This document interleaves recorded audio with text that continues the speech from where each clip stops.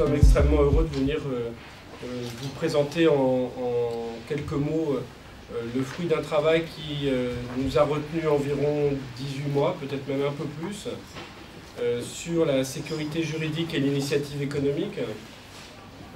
Ce rapport que vous avez avec vous est le fruit d'un travail d'une commission qui a été coprésidée par Henri Decastre et par moi-même. L'originalité de la chose est d'avoir réussi à associer un grand patron et des opérateurs du monde économique à cette question qui a longtemps été une question purement juridique. Les juristes, depuis plus de 20 ans, 30 ans, voire 40 ans, j'ai en tête un article de René Savatier dans les années 70, dénonce un climat d'insécurité juridique dans la législation contemporaine extrêmement fort et extrêmement nuisible. Le Conseil d'État, en 1991, a mis la question sur le devant de la scène avec un rapport qui était extrêmement virulent sur la méthodologie législative moderne, d'autant plus virulent qu'il émanait du conseiller du gouvernement et du conseil du gouvernement en matière législative. Il a remis ça en 2006 en laissant entendre que 15 ans plus tard les choses n'avaient pas évolué.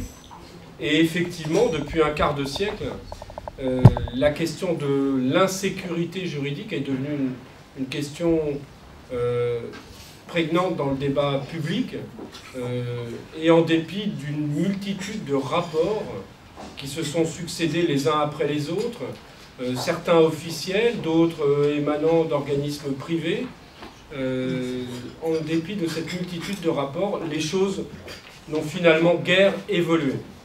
Il y a évidemment, il ne faut pas tout jeter, mais il y a évidemment quelques avancées. Il reste que pour l'essentiel, si on prend la tendance telle qu'elle était déjà évoquée dans le rapport d'il y a 25 ans du Conseil d'État et les chiffres actuels, l'insécurité juridique subsiste, voire dans certains secteurs s'accroît, et ce constat, évidemment, le Club des juristes a souhaité y revenir. Nous pensons toutefois qu'on vit dans une période qui est distincte de celle d'il y a un quart de siècle, en ce sens que la question de la sécurité juridique est désormais une question qui intéresse les opérateurs publics, les entreprises, les chefs d'entreprise, aussi bien les grands groupes que les petites entreprises, on va y revenir tout à l'heure. Et l'une des évolutions majeures, c'est précisément le fait que cette question de la sécurité juridique soit devenue une question économique. Et c'est ça qui nous a semblé extrêmement intéressant. D'autant plus intéressant que dans une période de crise économique où la question de la compétitivité de notre économie est devenue centrale, toutes les manières de faire progresser ou de restaurer la compétitivité sont devenues essentielles. Nous avons donc le secret espoir que si les juristes n'ont pas réussi à être très entendus depuis près de 30 ans, en revanche, la question de la sécurité juridique puisse devenir centrale à partir du moment où on mesure tous les effets pervers de l'insécurité du droit en France. Et ces effets pervers, ils sont extrêmement nombreux. Un certain nombre de rapports, dont ceux de Doing Business, les pointent année après année.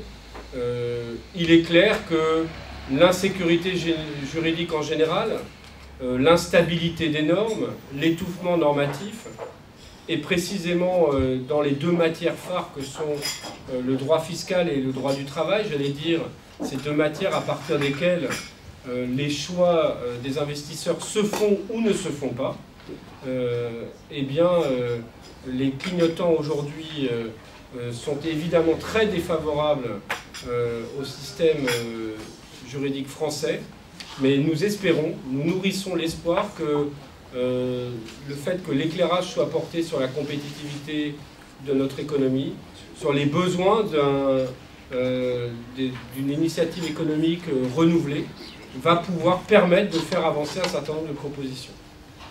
Le Club des juristes a donc fait le pari suivant.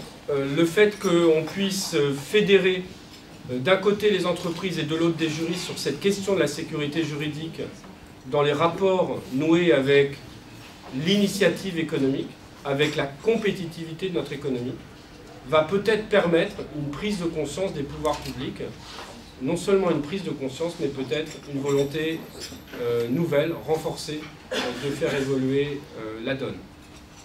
Nous avons travaillé 18 mois sur 4 grands chapitres. La question de la sécurité juridique aurait pu nous occuper des années et des années, tant elle est vaste, mais il nous a semblé qu'il y avait 4 grandes têtes de chapitres qui méritaient la réflexion. La première, c'est la question de la législation en général, et plus précisément la méthodologie par laquelle la loi s'élabore en France. Et Mathieu Quillolet va nous en parler dans quelques instants en résumant les constats que fait le rapport et les propositions qu'il formule pour essayer d'améliorer le travail législatif en France. La deuxième question, d'ordre général toujours, porte sur la jurisprudence et précisément sur la Cour de cassation. Je vais y revenir après Mathieu Quillolet.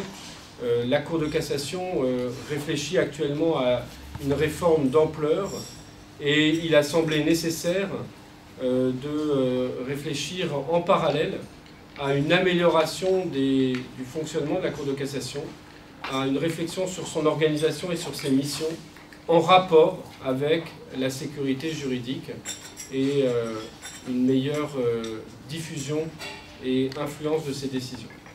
La troisième et la quatrième question sont des questions par matière, mais ce sont des questions fondamentales. Elles portent sur le droit fiscal et le droit du travail. Aujourd'hui, les deux grands épouvantails qui sont dénoncés de toutes parts comme étant des obstacles à l'investissement des groupes étrangers en France, au développement de l'initiative économique en France, portent sur la matière fiscale, le droit fiscal, et sur le droit du travail. Nous avons ici Stéphane Austry et Jean-Emmanuel Ray qui vont nous expliquer là aussi quels sont d'une part les constats qu'a pu faire le groupe de travail et d'autre part les propositions qui ont pu être formulées. Je voudrais préciser quelques mots sur la manière dont nous avons travaillé. Nous nous sommes réunis pendant plus d'1 an avec une périodicité mensuelle dans les locaux d'AXA, avenue de Matignon, à l'invitation d'Henri Decastre. Le groupe de travail dont la composition vous est résumée en début de l'ouvrage qui vous a été remis comportait des membres du groupe, mais également des personnalités que l'on a qualifiées d'extérieures parce qu'elles sont en fonction officielle. Je voudrais insister sur un point important. Ces personnalités extérieures, ici il y a Jean-Denis Combrexel qui était le directeur général du travail, qui est actuellement le président de la section sociale du Conseil d'État. Alain Lambert, le président de la commission consultative d'évaluation des normes, qui est également ancien ministre et président du Conseil général de l'Ordre. Marc Guillaume, qui était durant tout le travail mené par cette commission secrétaire général du Conseil constitutionnel et qui est actuellement secrétaire général du gouvernement. Et Marie-Christine Lepetit, la chef du service de l'inspection générale et des finances, qui était la patronne de la DLF antérieurement. Et ce que je voudrais souligner de façon assez importante, c'est que ce rapport a été élaboré, j'allais dire main dans la main, avec ces personnalités qui sont des personnalités en poste, qui connaissent parfaitement de l'intérieur l'état du système juridique français, aussi bien ses dysfonctionnements que les potentialités de son amélioration. Et le rapport du Club des juristes se place dans une optique extrêmement réaliste. Il nous a semblé qu'il n'était pas nécessaire de prôner une diminution par 10 du nombre des lois, ni même d'appeler à un moratoire législatif, même si on en serait très heureux, qu'un certain nombre de propositions à la fois démagogiques et irréalistes n'auraient guère de sens, et qu'en revanche, il fallait faire en sorte de formuler des propositions qui toutes étaient réalisables et permettraient les unes après les autres de restaurer une vertu dans l'art législatif français, une vertu qui a abandonné nos gouvernants depuis nombre d'années. je voudrais dire, pour finir ce propos introductif, que nous avons tous fait le constat suivant, qui est un constat assez important finalement, à savoir que l'état du mal français est parfaitement connu par les pouvoirs publics. Comme nous, ils lisent les rapports, je dirais même parfois même, ils sont à l'origine de leurs commandes sur l'état de la sécurité juridique en France. Ils connaissent parfaitement l'état d'étouffement législatif et normatif qui caractérise notre système juridique. Ils savent les maux que représente l'instabilité juridique, la rétroactivité de la loi, la surprise réglementaire qui vient saisir les opérateurs à contre-courant de leurs choix et de leurs décisions. Les pouvoirs publics savent parfaitement quel est l'état de la situation. Simplement, ils n'ont pas encore en France fait le choix d'améliorer réellement la situation. On peut même dire que le constat que l'on formule est assez paradoxal. Toutes les fois qu'ils ont à réfléchir et à faire des déclarations, ils sont vertueux. Et toutes les fois qu'ils ont à prendre des décisions, ils oublient les recommandations qu'eux-mêmes ont pu formuler. On en donne d'ailleurs en introduction quelques illustrations, j'en donnerai une parmi d'autres. Si vous reprenez les déclarations qu'ont pu faire le président de la République ou bien la ministre de la Justice lorsqu'ils n'étaient pas au pouvoir sur la législation par voie d'ordonnance, pour prendre un seul exemple, le fait de légiférer en se passant du Parlement, eh bien, ils ont très clairement dénoncé la multiplicité et la multitude d'ordonnances qui avaient pu être prises par les personnes au pouvoir précédemment, avant qu'ils ne viennent eux-mêmes, en fonction qu'ils ne passent eux-mêmes au pouvoir. Leurs déclarations sont sans ambiguïté, mais très rapidement, aussi bien François Hollande que Mme Taubira ont estimé qu'il fallait légiférer par voie d'ordonnance, développer la législation par voie d'ordonnance. On en a un exemple récent dont on parlait tout à l'heure, qui est qui est la réforme du droit des obligations qui se fait par voie d'ordonnance. Le président Hollande a déclaré il y a maintenant 18 mois qu'il fallait absolument recourir aux ordonnances. On va dire qu'il y a un constat très clair. Le personnel politique sait ce qu'il ne faut pas faire et ne peut pas s'empêcher de le faire. Pour des raisons qui sont sans doute des raisons pragmatiques, pratiques, empiriques, mais qui toutes, mises bout à bout, contribuent à aggraver le mal qu'il dénonce. Il faut donc, c'est peut-être ce qui traverse l'ensemble de ce rapport, restaurer une vertu dans l'art législatif et faire en sorte que le fait de bien faire la loi devienne un avantage politique et non pas un inconvénient, ce que laisse entendre précisément cette manière d'agir. Je vais tout de suite donner la parole à Mathieu Quillolet, qui est donc en charge de vous parler des propositions de la première partie de ce rapport sur la législation en général. Merci beaucoup. Merci. Bonjour à tous. Tout d'abord, je permets de souligner que j'interviens ici strictement en tant qu'expert du club des juristes, et donc tout ce que je dis aujourd'hui n'engage que moi et non l'institution dans laquelle je travaille. Plusieurs constats ont été faits par le rapport. Ce sont des constats qui sont connus. D'abord, un constat d'inflation normative et un constat d'instabilité normative. Les deux phénomènes se nourrissant l'un l'autre. L'inflation tient moins, on le sait, au nombre de textes votés qu'à la taille des textes. On vote environ 500 lois par législature, et cela de manière constante depuis 1958. Donc ça, c'est pas une explosion du nombre de textes. En revanche, d'abord, le stock, lui, grossit, puisque les textes s'empilent. On a aujourd'hui 400 000 normes dans notre pays, dont 10 500 lois. 10 500 lois qui supposent elles-mêmes un certain nombre de décrets, un certain nombre de textes d'application. Mais surtout, on a des lois qui sont de plus en plus longues. De plus en plus longues, puisque ça se mesure à la fois à la taille des articles, au nombre des articles plutôt. Le nombre des articles, 22 articles en moyenne en 1990, 41 articles en moyenne, excusez-moi, oui, 22 articles en moyenne en 1990, 41 articles en moyenne en 2009. Non seulement le nombre des articles, mais aussi la taille des articles. Le plus simple et le plus, disons, objectif, c'est de compter le nombre de caractères. C'est un exercice fastidieux, heureusement, il y a des machines pour cela. En 2002, il y avait le nombre de lois produites représentait 1,87 million de caractères.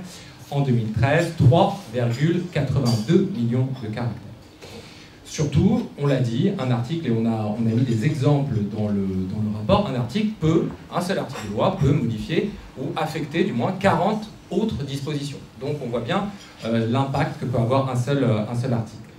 Donc ça, c'est pour l'inflation normative, mais évidemment, il y a aussi un deuxième phénomène qui est l'instabilité juridique, c'est-à-dire, et on en reparlera notamment en matière fiscale, mais dans bien d'autres domaines, il y a beaucoup d'exemples qui figurent dans ce rapport. Donc la situation, effectivement, elle est connue, rapport public du Conseil d'État en 1991, nouveau rapport public du Conseil d'État en 2006, et donc on a cette situation paradoxale où à la fois tout le monde fait le constat, et bizarrement, on a l'impression de ne pas enregistrer des progrès manifestes. Pour autant, il y a quand même des signes, des lueurs d'espoir. D'abord, ce n'est pas une fatalité, contrairement à ce qu'on dit, d'autres pays que la France ont été confrontés au même problème. Ce n'est pas spécifiquement et uniquement un mal français. La Commission européenne a lancé un programme qui s'appelait Mieux légiférer. Le Royaume-Uni et l'Allemagne ont enregistré de vrais résultats en la matière.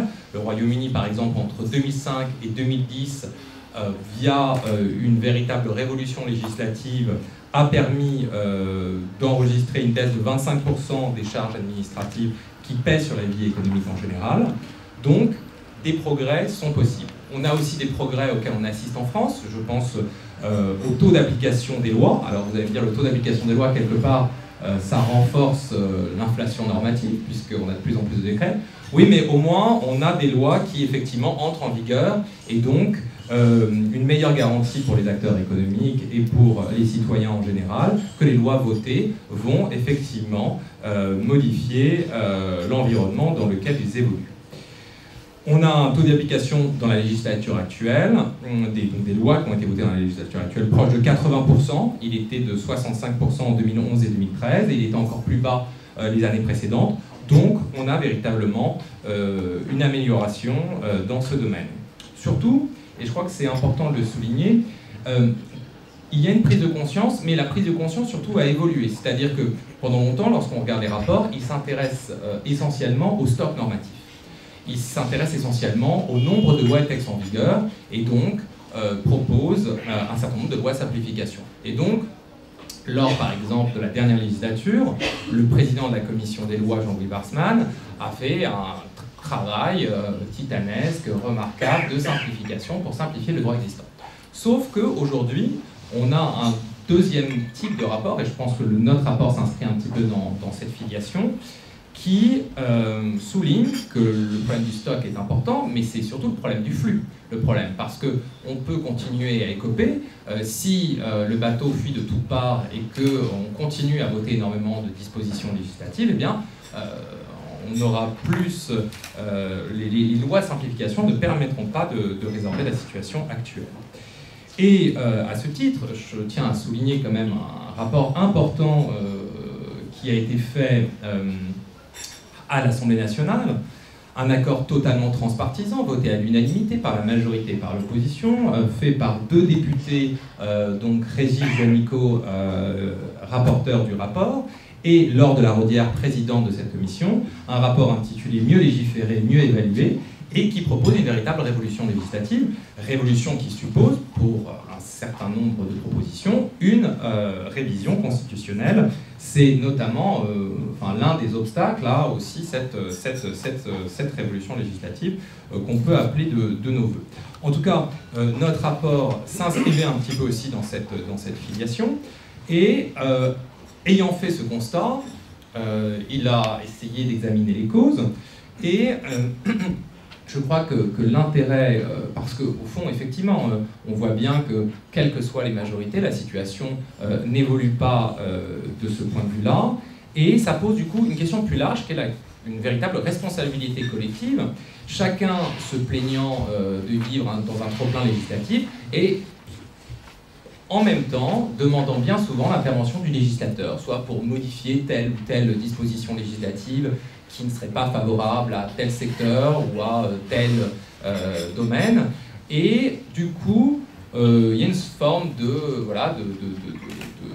dédoublement qui fait que nous sommes à la fois la plaie et le couteau, parfois, sur ces différentes questions-là, y compris d'ailleurs les acteurs économiques, qui peuvent d'un côté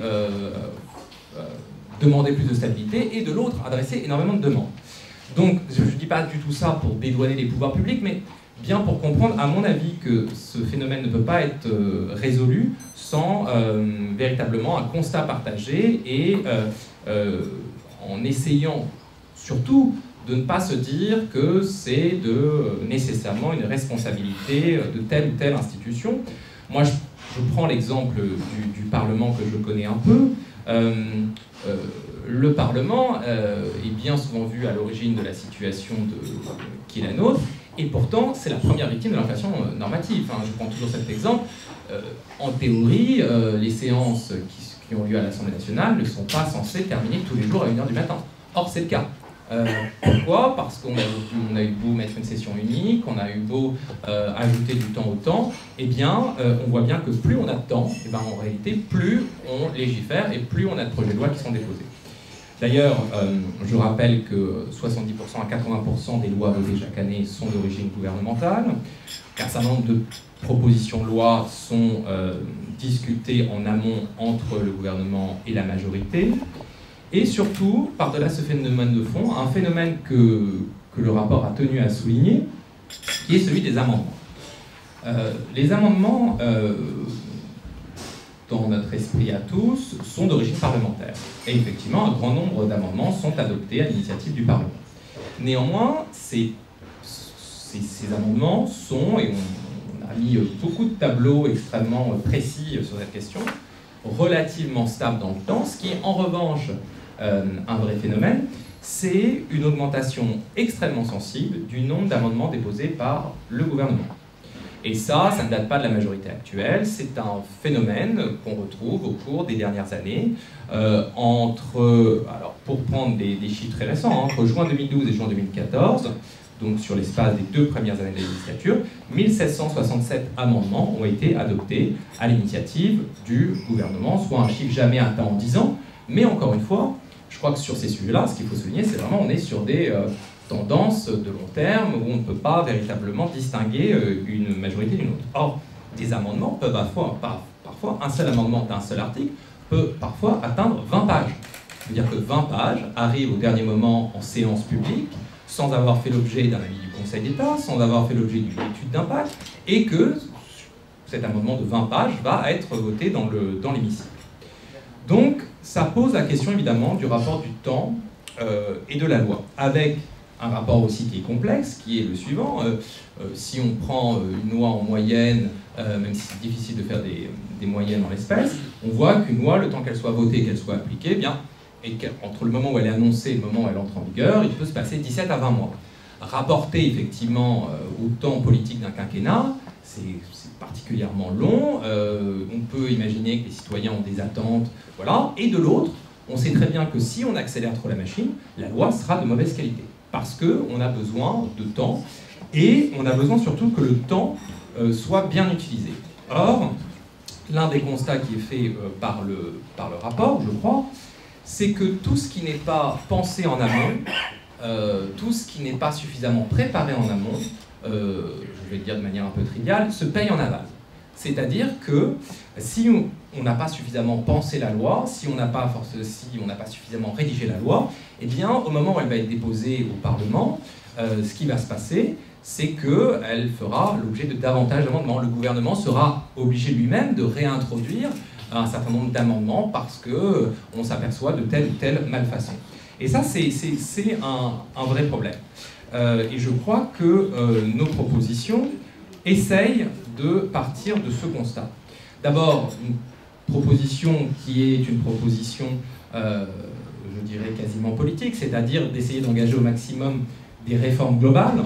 Alors, vous me direz, des réformes globales, ça peut susciter plus d'amendements. Oui, non. Une grande réforme qui a été préparée en amont sur un champ spécifique et où véritablement le projet de loi ou la proposition de loi est inscrite dans une vision du droit qui est cohérente, ce qui est dur, mais les lois, au fond, qui durent le plus longtemps sont les lois qui ont bien souvent pris le plus de temps à être préparées et à être débattues. Enfin, cite souvent l'exemple de la loi de 1905, mais il y en a bien d'autres qu'on pourrait prendre comme exemple. Donc, préférer les réformes globales au toilettage qui, en fait, appellent un nouveau toilettage, souvent. C'est-à-dire on modifie un article et puis on s'aperçoit qu'en fait le fait d'avoir modifié un article a un impact sur un autre article, donc du coup on revient pour remodifier un autre article. Ça c'est le premier grand axe. Je ne vais pas les faire tous dans toutes les propositions dans le détail, mais j'en cite quelques-unes. Perfectionner les études d'impact. Les études d'impact c'est un vrai plus. Depuis la révision constitutionnelle de 2008, tous les projets, enfin, en tout cas la plus grande partie des projets de loi ordinaires doivent être accompagnés d'une étude d'impact. C'est quelque chose qui, à la fois, n'est pas nécessairement la panacée, mais qui a eu des effets positifs, puisque maintenant, on voit dans un certain nombre de débats parlementaires, les députés demander, ou les sénateurs demander quel est l'impact concret pour l'impact financier qu'a telle ou telle mesure. Néanmoins, on le voit aussi, et le rapport le souligne, on ne s'est pas encore totalement approprié des études d'impact. Les études d'impact sont d'une qualité inégale, et parfois insuffisamment exploité. Néanmoins, là aussi une lueur d'espoir. La décision récente prise par le président de la République qui a annoncé lors de ses vœux au corps constitué de rendre public l'avis du Conseil d'État et donc qui fait que désormais systématiquement non seulement les parlementaires mais aussi plus largement les citoyens, les acteurs économiques connaîtront l'avis qui a été porté par le Conseil d'État sur l'étude d'impact. Et ça, je crois que c'est quelque chose qui est extrêmement à la fois vertueux et qui est une très bonne nouvelle, puisque, on le voit bien, les pays qui ont réussi à enregistrer des résultats significatifs en la matière, que ce soit le Royaume-Uni par exemple ou l'Allemagne, se sont dotés d'autorités administratives indépendantes, d'un côté le Norman Controllerate, de l'autre le Regulatory Policy Committee, qui tous les deux émettent un avis indépendant sur la qualité des études d'impact qui sont fournies par l'administration. Or là, même si ça sera sous une autre forme, nous allons pouvoir connaître à chaque fois l'avis du Conseil d'État sur l'étude d'impact qui sera fournie par l'administration. Et du coup, on aura une attention mécaniquement accrue sur la qualité des études d'impact. Également, dans les voies de perfectionnement, nous avons réfléchi à la question de l'usage du droit d'amendement, avec des positions qui, pour le coup, sont assez claires et assez équilibrées. Pourquoi? Alors, à la fois, elles sont assez tranchées, à la fois, elles sont assez osées, mais elles peuvent avoir des vrais effets. Elles portent aussi bien sur les amendements parlementaires que sur les amendements gouvernementaux. Donc, on ne peut pas nous soupçonner d'une totale impartialité. S'agissant des amendements gouvernementaux, l'une des mesures serait que le gouvernement ne puisse plus amender ses propres projets de loi. C'est-à-dire, sauf lorsqu'il y a besoin, alors il faut toujours évidemment sous-amender un amendement, mais il pourrait toujours exceptionnellement proposer un amendement lorsque c'est pour un besoin de coordination, pour un besoin de débouclage d'un problème extrêmement précis, mais la règle serait qu'il n'amenderait plus ses propres textes. C'est une mesure qui est radicale, mais c'est une mesure, je rappelle qu'en Allemagne, en Espagne ou aux Pays-Bas, le gouvernement n'amende pas le texte voté par la commission parlementaire. Donc, comme l'avait souligné d'ailleurs également le rapport législatif de Laure de la Raudière et de Régis Juanico.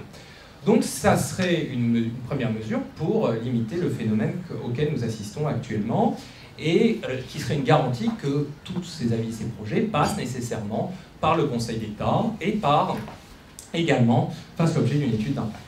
Également, s'agissant des amendements du Parlement, de prévoir la possibilité pour les changements, enfin les amendements substantiels de faire l'objet d'une étude d'impact. Alors là-dessus, on a été également aussi très pratique, c'est-à-dire qu'au regard de la procédure actuelle, proposer une mesure comme ça, totalement théorique, n'aurait aucun effet. Pourquoi? Parce que lorsqu'on est dans un débat parlementaire, on n'arrête pas l'horloge pour partir pendant une semaine faire une étude d'impact sur un amendement. Sinon, on finirait jamais aucun débat. En revanche, lors de la navette, c'est-à-dire entre l'examen par la première et la seconde chambre, le texte tel qu'il est modifié pourrait, sur proposition du président de la commission de la première chambre, faire l'objet d'une nouvelle étude d'impact sur un certain nombre d'amendements substantiels qui ont été votés. Et donc là, on aurait à la fois le temps de réaliser cette étude d'impact des amendements substantiels et véritablement d'avoir une démarche vertueuse. Je rappelle d'ailleurs que le seul pays, enfin non pas le seul pays, mais le seul Parlement qui arrive à avoir véritablement des études d'impact de ces amendements, c'est le Parlement européen. Et pourquoi? Parce que entre la commission, l'examen en commission et l'examen en séance, il y a à peu près 3 mois qui se passent. Et donc du coup, on a le temps véritablement de faire des études d'impact sur les amendements. En l'état actuel de la procédure, que ce soit en France ou dans les autres pays, c'est absolument impossible de le faire entre l'examen en commission et l'examen en séance. Donc, éventuellement, l'examen entre les deux chambres nous paraît une piste, en tout cas, qui pourrait être explorée de manière également intéressante.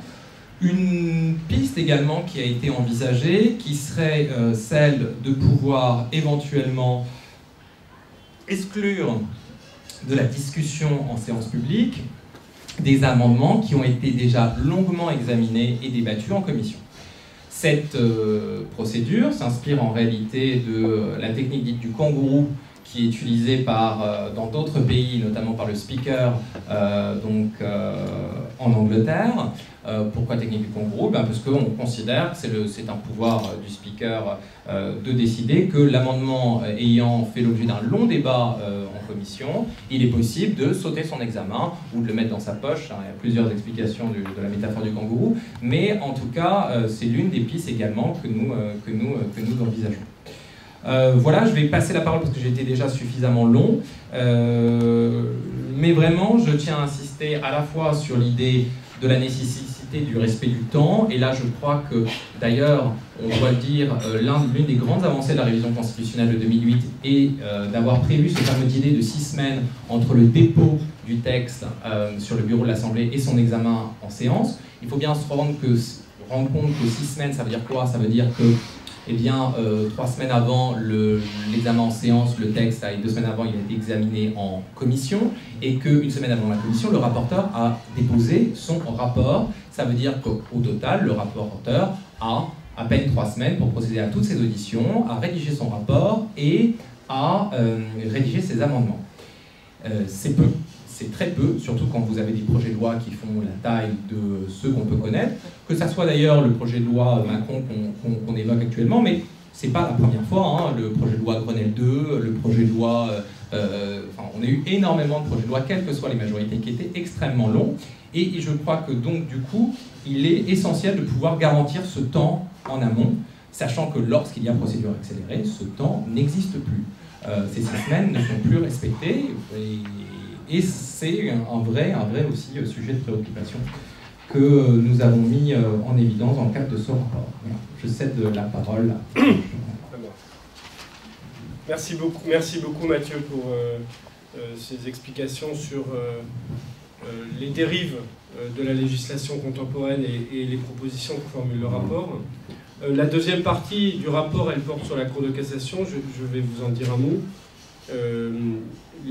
Cette partie est devenue au fond extrêmement importante aujourd'hui parce que la Cour de cassation a mis en place depuis plusieurs semaines et mois un grand travail de réflexion en interne à l'initiative de son premier président Bertrand Louvel visant à permettre et favoriser une réforme d'ampleur de la Cour, réforme d'ampleur qui passe aussi bien par une réflexion sur sa mission, ses fonctions, son organisation et l'écriture même de ses décisions. Et donc cette réforme d'ampleur concerne tous les aspects de la vie de la Cour de cassation et de sa raison d'être même. Il faut dire que la Cour de cassation que nous connaissons aujourd'hui, en 2015, est une Cour de cassation directement héritée de celle mise en place à la fin du XVIIIe siècle, et que nous vivons sous l'empire d'une Cour de cassation qui ne correspond plus finalement à son temps. Et il nous a semblé indispensable de faire porter la réflexion sur ce sujet, car dans de nombreux aspects, cette obsolescence, ce vieillissement de la Cour de cassation par rapport à sa période, par rapport à son époque, a des effets, des répercussions sur la sécurité juridique, sur sa capacité précisément à promouvoir ce qui est sa mission première, c'est-à-dire l'unité du droit en France. Et l'unité, c'est évidemment la sécurité. Alors, le constat ou les constats que l'on a pu faire sont les suivants.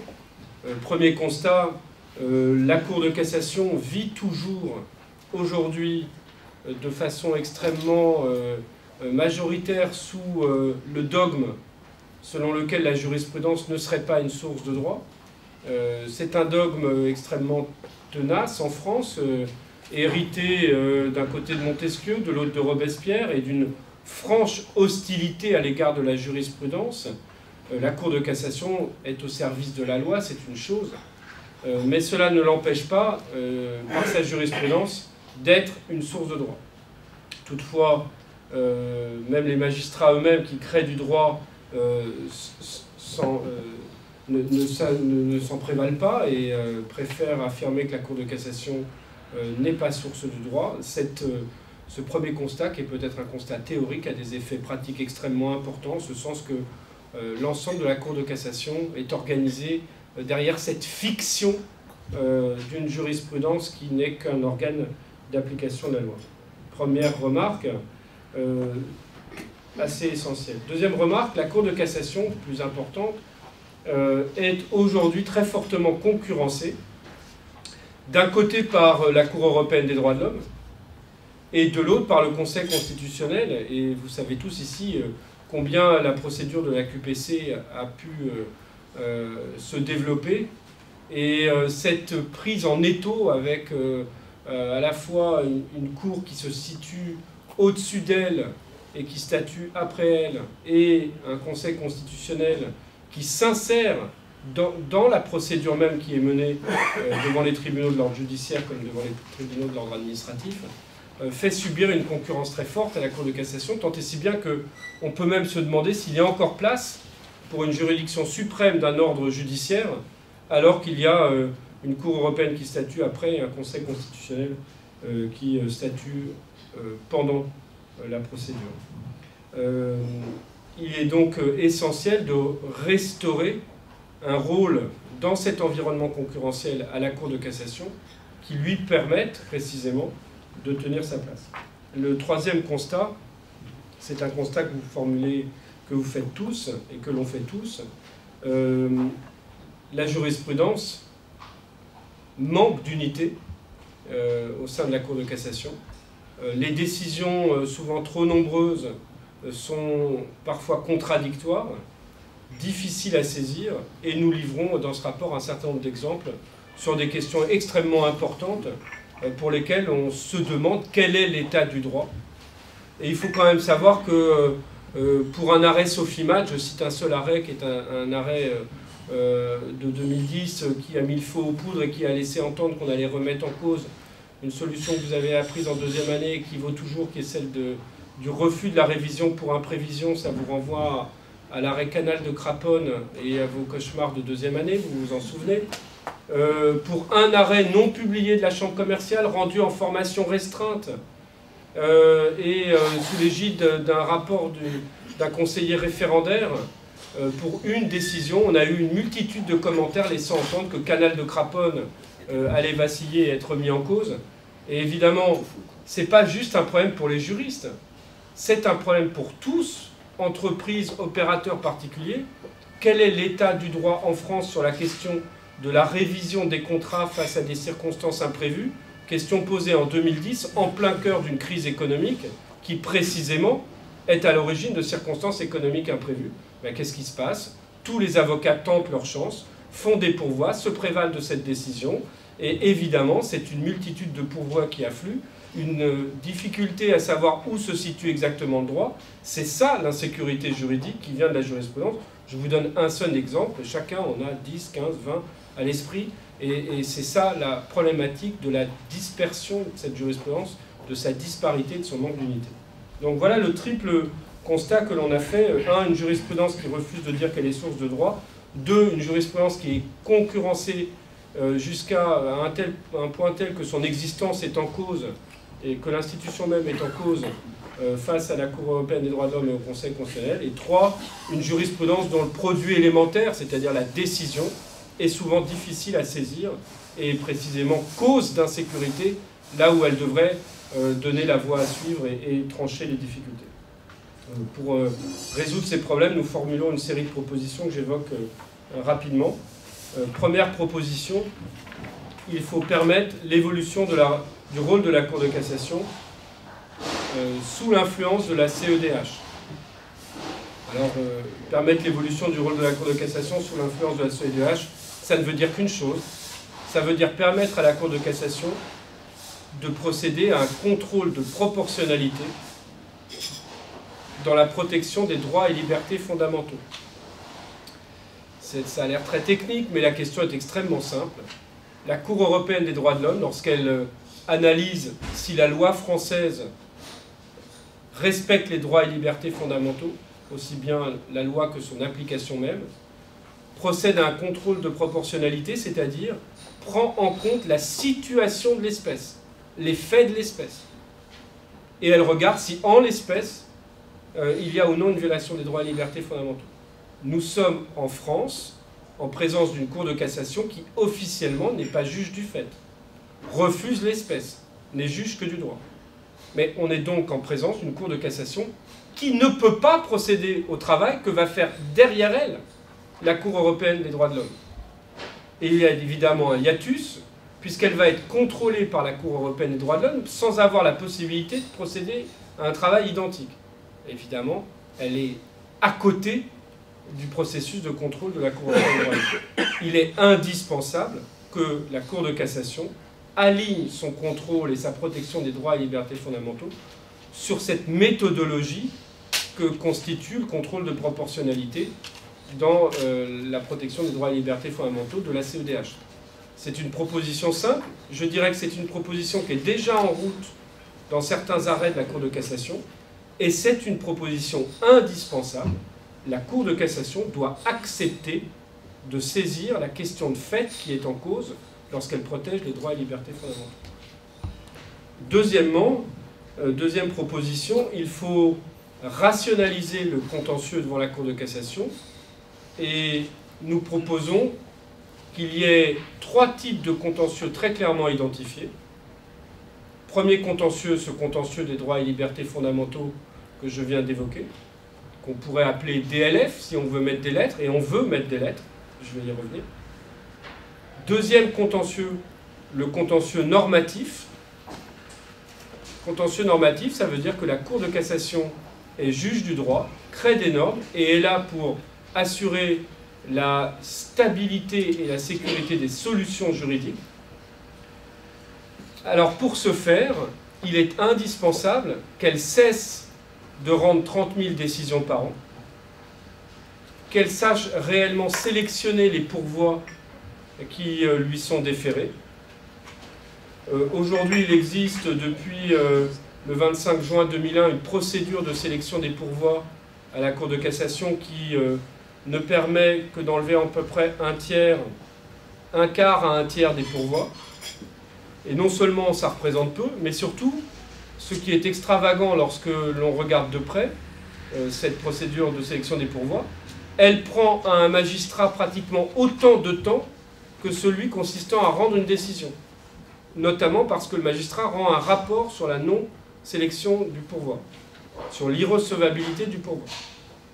On a donc une procédure kafkaïenne de sélection des pourvois, puisqu'elle est faite pour gagner du temps et qu'au fond, elle n'en gagne pas et qu'elle n'économise pas les moyens de la Cour de cassation. Il est indispensable d'avoir une véritable sélection des pourvois qui permette d'économiser du temps, qui fonctionne sans rapport et qui fonctionne sous l'égide du président de chaque chambre qui rend une ordonnance de non-recevabilité du pourvoi.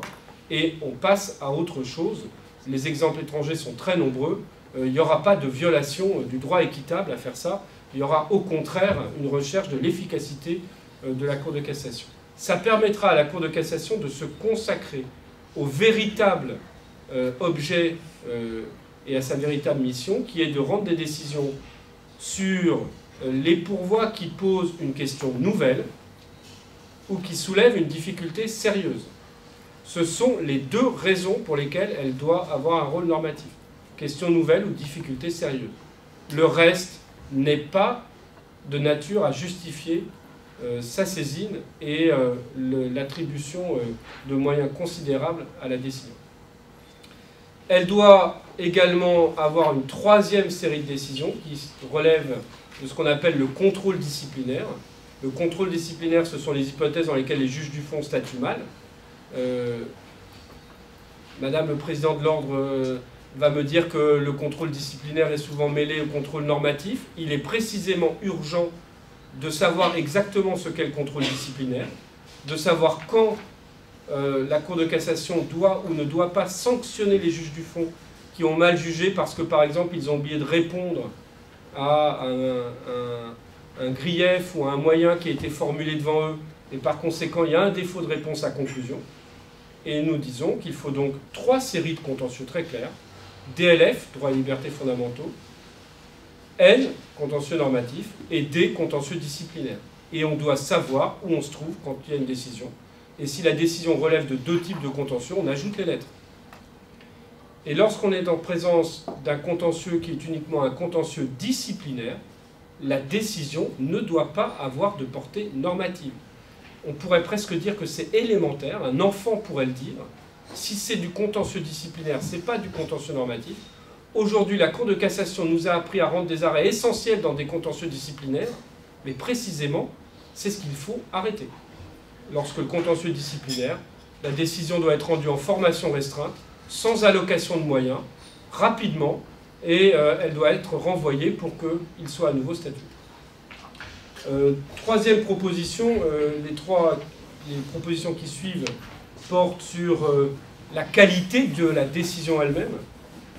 Il faut une meilleure motivation de la décision. L'ésotérisme de la Cour de cassation est passé de mode. Ça fait longtemps que cet ésotérisme est dénoncé. Il n'est pas acceptable de voir dans des revues de droit 2 des meilleurs professeurs en France en droit des contrats s'affronter sur ce que veut dire une décision de la Cour de cassation. On doit s'affronter sur la pertinence d'une décision, on doit s'affronter sur son bien fondé, mais il n'est pas possible en France de se quereller d'un côté entre Jacques Questin et de l'autre entre Denis Mazot sur ce qu'a voulu dire la Cour de cassation dans un arrêt en matière de droit des contrats. Ça n'est pas possible. La Cour de cassation doit délivrer un message que les meilleurs d'entre les juristes doivent au moins pouvoir comprendre. Comment pourrait-on espérer que les justiciables comprennent si les meilleurs spécialistes ne les comprennent pas, ces messages? Et donc, nous prenons un certain nombre de mesures qui sont faites pour améliorer la motivation, l'explicitation, la pédagogie des décisions par la Cour de cassation, et de sorte à ce qu'elle ne se cache pas derrière cet ésotérisme et qu'elle se prévale de ce qu'elle a voulu dire. Plus on est capable d'expliquer ce qu'on a dit, mieux on est assuré d'être compris. L'inverse vaut également dans un effet pervers. Quatrième proposition, il faut améliorer la diffusion des décisions de la Cour de cassation et en même temps que leur diffusion, leur explicitation. Aujourd'hui, on est avec une situation tout à fait étonnante. La Cour de cassation ne met pas sur son site toutes ses décisions. Chaque chambre a une politique de diffusion distincte, avec des lettres que vous connaissez, P plus B plus R plus I, qui nous donnent l'importance de la décision. Et puis en même temps, sur les J-France, toutes les décisions de la Cour de cassation sont reproduites, et sans les lettres. Et on a donc 2 sources de diffusion des décisions de la Cour de cassation, dont le moins qu'on puisse dire, c'est que la diffusion par la Cour de cassation elle-même n'a plus la portée et l'intérêt qu'elle pourrait avoir dès lors que les J-France publient toutes les décisions sans les lettres. À quoi il faut ajouter que les différentes chambres n'ont pas la même politique de diffusion. Certaines chambres publient de très nombreuses décisions, d'autres en publient très peu sur le site de la Cour de cassation, et on ne sait plus du tout où on se trouve quand on regarde le site de la Cour de cassation. J'ajoute que ces lettres P plus B plus R plus I qu'on aime tant, eh bien finalement elles ne servent pas à grand chose puisque les arrêts inédits ont souvent autant d'importance que les arrêts non inédits et que les revues de droit les publient et les portent au pinacle et les mettent en épingle et permettent de leur donner beaucoup d'importance. À partir de là, il est absurde d'avoir ces 2 politiques de diffusion. Il est d'ailleurs assez étonnant de penser qu'aujourd'hui, là où il y a le plus de sélection, c'est sur Internet, alors qu'a priori, Internet est un espace illimité de diffusion. Pourquoi la Cour de cassation met-elle peu de décisions sur son site Internet? C'est très étrange. Nous disons tout simplement, il faut arrêter la politique consistant à sélectionner les arrêts. La Cour de cassation doit tout diffuser. elle doit diffuser sans les lettres P plus B plus R plus I. On doit savoir le type de contentieux, on doit savoir quelle chambre a rendu et dans quelle formation. Le reste n'appartient plus à la Cour de cassation. Et la Cour de cassation, sur ses arrêts normatifs, doit accompagner ses décisions de communiqués expliquant sa décision, comme le font les principales institutions qui rendent des décisions à portée normative. Nous prenons également un essor des avis de la Cour de cassation. Aujourd'hui, les avis de la Cour de cassation restent très peu nombreux. C'est une procédure que les juges du fond n'utilisent que très rarement. Pourtant, c'est une procédure indispensable. Elle permet en quelque sorte de raccourcir le temps. Elle permet à la Cour de cassation de délivrer son opinion avant d'être saisie après première instance et appel. Elle permet donc à la Cour de cassation d'éviter des controverses entre les juges du fond et une disparité de décision sur le territoire français. Pour que ces avis se multiplient, on formule un certain nombre de propositions, dont une qui est aussi simple qu'évidente.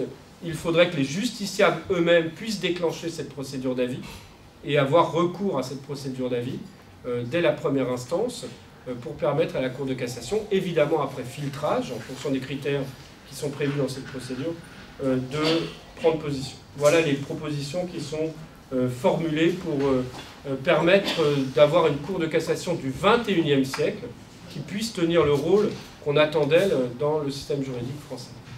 Je vais tout de suite donner la parole à Stéphane Austry sur les morceaux majeurs que sont le droit fiscal et ensuite, dans le RL, sur le droit du travail. Merci beaucoup.